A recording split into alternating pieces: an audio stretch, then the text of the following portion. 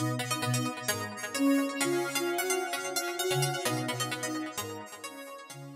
it's Kevin Crimmin, aka the Rogue Deck Builder. Here at GP Vegas, we're about ready to do the main event, the Modern Masters Sealed. Let's see what I open.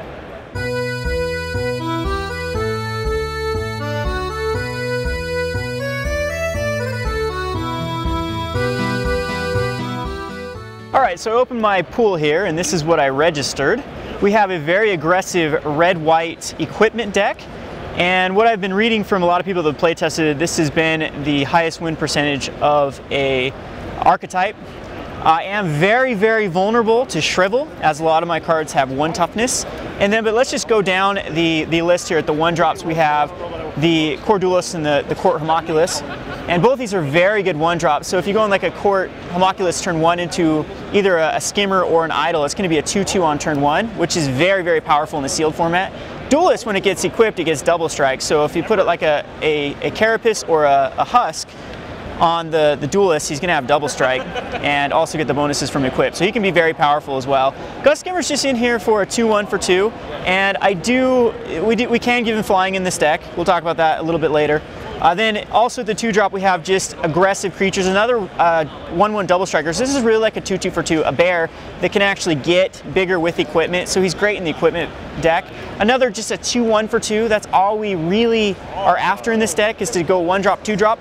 And then we have the Sunspear, which has first strike and lifelink when it's equipped, but usually it's just going to be a 2/2 really quickly. So we're going to get in there for 1, 2, 3 damage really quickly, get them down to the 14, 15, 13, 12 range before they start to interact, and then just hope to overwhelm them with our next round of cards that have first strike that can really get through. This one has Bloodthirst, so it can easily be a 3/3 first striker. This one does have the option to become a 5/3 flying and trample. Most likely we're just going to use as a 2/2 first striker for 3 mana. And then the Igniter is really good in this deck, as 2/2 for 2 doesn't look good, but when we're dropping a 1, a 2, and a 3, on turn 4 we can easily pump for the +1/+0, and that's an additional 3 damage just from the activation. And that sort of damage is going to get us there, and especially with like Spectral Procession, that this combination I think is going to win a lot of games. Cathodian is just a very good card as a 3/3 for 3. It dies to 3 mana, isn't very relevant in this deck, but it's still good. A 3/3 for 3, it's ahead of the curve. I mean, how many times in M14 did you love to see the green Centaurs 3 for a 3/3?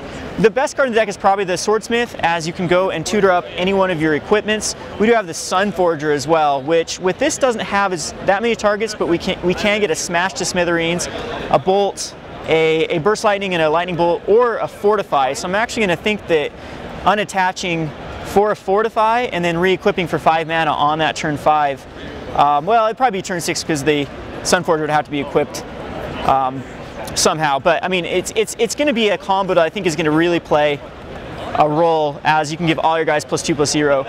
Instant speed actually still with the unattach.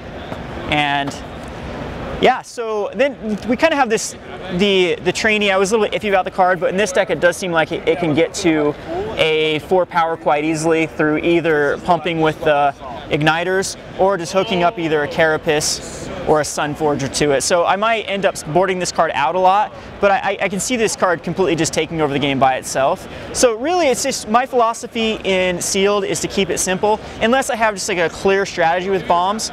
And so I decided to just go really aggressive and punish people that are using a lot of the bounce lands and just the ramp strategies where it takes them like 5-6 turns to really start getting any sort of board state. So I guess the mana base here, I am going to run the 2 bounce lands because they're just good. They allow me to actually comfortably run 16 lands in the deck. As if I have a 2-land hand, this is really good because first turn I could go a Plains and a Duelist or a Homunculus, and then second turn cast another 1-drop and then bounce the land back to our hand. And if we get stuck on lands, we can keep up with our opponent with having 3 mana on turn 3. We have the one of Evolving Wilds, which can help fix, and we have the one of Island in here just for the Gust Skimmer. And if we somehow have the Sanctuary and the Basilica, it's not really going to happen that often, but the Knight can pump to a 7/5 flying and trample. And as well as this would take both of the Basilica and the Sanctuary, but the Viashino Slaughtermaster does have that opportunity to pump once for the +1/+1. Cards that didn't quite make the cut, which again might come in a sideboard. The Fiery Falls just seemed too expensive in a deck that wanted to be killing by turn 6. Dispatch, I just did the math and I don't quite have enough Metalcraft. The tap might actually be decent enough in a deck like this though. So again, it might be a card that comes in. We have the Rune Servitor, which probably should have made the cut. I didn't want to give my opponent some sort of advantage as well, but it also gives me a card to draw, and this is pretty powerful. If it gets in there for 2 or 4 damage before it gets handled, my opponent does get a card back, but I also get a card back. And the combination was actually my last cut. I swapped these two as I was looking around in the people around me, and every person had 5 to 6 artifacts in there. I mean, artifacts were everywhere. It seems like cards like Sphere of the Suns isn't a lot of decks, or just value-based cards like the Cathodian and whatnot. So I think Smash is going to have a target in almost every match, and if not, I can always board it out. I think it deserves a main board slot. So we did have an easy way to go 4 colors, 5 colors with the baubles and the spheres, but with an aggressive deck I'd have to shift over to more of a mid-range deck, and then I wouldn't be playing any of this. I'd be having to go a different route. Against other aggro matches, we do have the Conclave Phalanx, as well as the Gut Shot. It's an okay card, but what really is I guess heartbreaking in this deck is all of my rares and bombs. I think I'm using what, 1 rare with the Sunforger? Is that, yeah, not very many uncommons either in the deck. But I had a Savage Twister, which is such a good card. I hope no one plays this against me actually, because on turn 4 they could easily wipe my board. An All Is Dust, which is really good in a very heavy artifact or Eldrazi deck, and I did have the land that could actually tutor up Eldrazi, and it's a tribal sorcery Eldrazi. And one of my favorite cards in Limited is the Niv-Mizzet the Firemind, and a lot of blue spells that actually draw. Guile is also an incredibly good card, but look at these mana costs are very hard to get. You have to have 2 red and 2 blue for the Firemind, you have to have 3 blue for the Guile. Really good card if you can actually stick it, but in an aggro deck, I don't think that it deserves a spot. And of course the Cryptic Command. This combo is just really, really cool, but I decided against it. That's my philosophy. Keep it simple, prey on the decks that are taking a while to go off, and then just get those wins. So I hope I made the right decision. I hope I go far with this deck. We start off with the buys. I was able to win a grinder, so we're going to start off 2-0 and then play on match number 3. So looking forward to hopefully making day 2 with this deck. I think I would not trade this deck for another random pool, so I'm happy with it.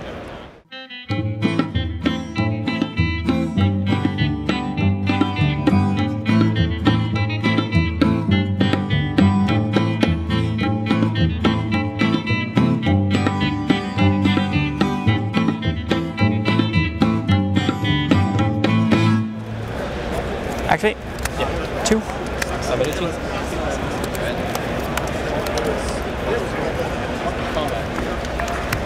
Soulbright. Yeah. Here we go. Hi there, it's Kevin with GatheringMagic.com here in the end of day number 1. A little bit bummed out right now.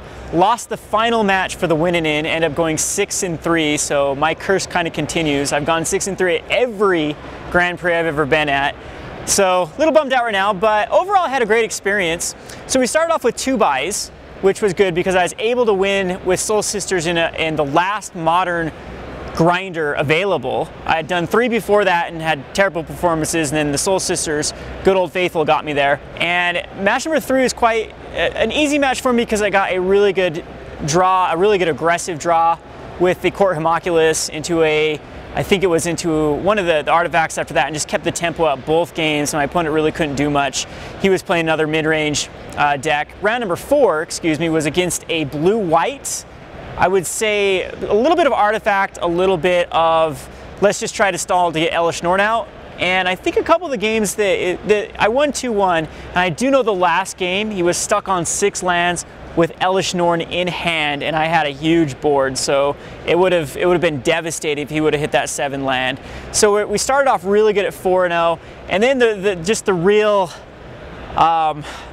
the real heartbreaker, I guess, was the round number 5, where I felt in really good position against a 5-color control deck, and he had a lot of removal like Tribal Flames and Sunlance and Savage Twister, and I was able to fight through it on game number 1 to get the win. Game number 2, he was able to get a Crusher out pretty quickly, and the Crusher did the job.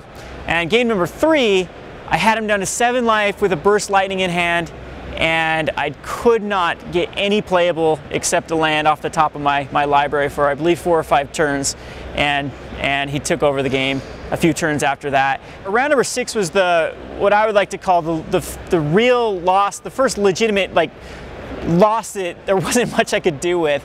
He was kind of playing the anti-red-white aggro strategy, which was green-red ramp. Was able to, on game number 1, get an Ant Queen and a one of the 3/3s that puts out 2 more 0/1s, able to ramp into a Pelakka Worm, and then able to get the Pelakka Worm back one more time after I dismembered and first striked it off. So I ended up doing an obscene amount of damage to him, over the 20-point total, but the 14 points that the Worm was able to gain him was the difference of that game. And game 2 was the exact same scenario. It was the Worm getting in there for the life. He cast it twice again in that game, and it's just too much to overcome. So then we were at 4-2, and I couldn't lose any more matches. Went up against another white-blue deck, which I believe is a white-blue deck, and the tempo of the red-white was very good with lightning bolts and burst lightnings. I think I was able to Sunforger off the for a burst lightning and a lightning bolt for the remaining damage, and on game number 3. So I won that one 2-1. And then I was going up against, on round number 8, was up against another blue-white artifact deck, and this same scenario, the tempo of, it just seemed like I was always a turn ahead of my opponent. Fortify came in for the win with Spectral Processions. That's the combination I wanted to see a lot, but it only happened a few times in the tournament. It really would have helped me in game number 9, the last match, versus a really powerful deck. I think it was the most powerful deck I saw all night. He was able to first turn Noble Hierarch both games. The first game into a Lore Scale Coddle, and on a turn 2, a Lore Scale is really good, because then he untaps and now it's a 3/3. He swings in, it's a 4 with the Exalted trigger from the Hierarch. And then I believe an Ant Queen came out on turn 4, and then he was able to just continue to ramp up and get more cards. In game number 2 of that, it was very similar. He was able to get out an early Karn. I got him down to, I believe, a 5, but it was the same scenario as round number 5.